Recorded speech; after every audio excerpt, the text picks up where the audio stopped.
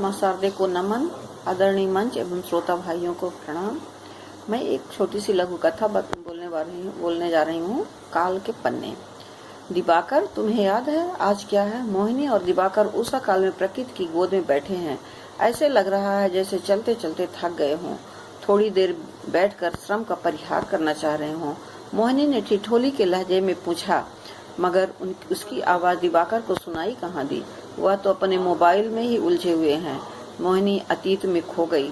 दूर, बहुत दूर क्षितिज में नजरें गड़ाए हुए जाने क्या देख रही थी। मेघ समूह उड़ते हुए आते और चले जाते।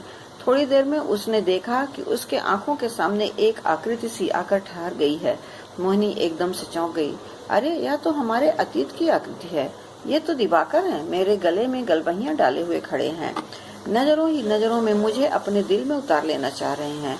हाँ, ऐसा ही तो हुआ था उस दिन जब मैं कॉलेज की लाइब्रेरी से निकली थी और गार्डन तक पहुंची थी। तभी बेतहाशा दौड़ते हुए दिवाकर मेरे पास आए थे और अपनी बाहें फैलाए हुए मेरे गले में पुष्पहार की तरह डाल दिए थे। मैं कुछ समझ पाती, कुछ कह पाती, उसके पहले ही पागलों की तरह हाँफते हुए बोलना शुरू कर दिए। मोहिनी, मुझे माफ कर दो। मुझे नहीं पता कि मैं सही कर रहा हूँ या गलत। बस मैं इतना जानता हूँ कि मैं तुम्हारे बिना नहीं रह सकता। यार, मैं पढ़ने बैठता हूँ तो शब्दों में तुम दिखाई देती हो। आंखें बंद करता हूँ तो तुम्हारी ही छवि सामने आती है। हर पल सिर्फ तुम दिखती हो।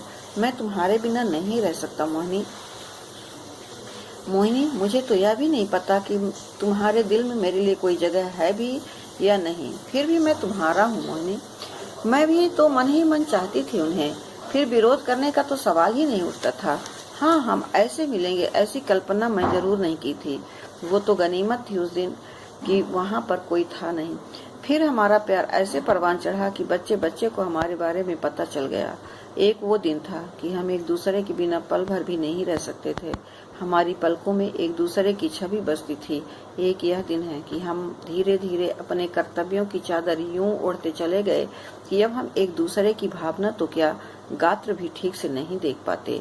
अब उम्र के इस पड़ाव तक आते आते जैसे काल के पन्ने के पीछे ऐसे दबते चले गए कि सब कुछ भूल ही गए। आज हमारे शादी की सालगिरह है, पर इनके हाव भाव से तो ऐसा लगता है कि अब हमारे लिए इसकी कोई अहमियत ही नहीं बची है। हम एक दूसरे के साथ चुपचाप लक्ष्यहीन से चलते चले जा रहे हैं। क्या सचमुच इन्हें यह भी भूल गया होगा कि हम कितने विरोध और विघ्न बाधाओं को चीरकर आज के दिन एक हुए थे? अब चलें। दिवाकर के स्वर से व्योमातीत हो चुकी मोहिनी की तंद्रा टूट गई। चुपचाप घर की तरफ बढ़ गई। अनमनी मोहिनी रोबोट की तरह सीधे रसोई घर से जब चाय लेकर निकली तो उसके खुशी का ठिकाना नहीं था। दिवाकर गुलदस्ता लिए मुस्कुराते हुए उसके सामने खड़े मनोहार कर रहे थे। धन्यवाद। जनक कुमारी सिंह बाघेल।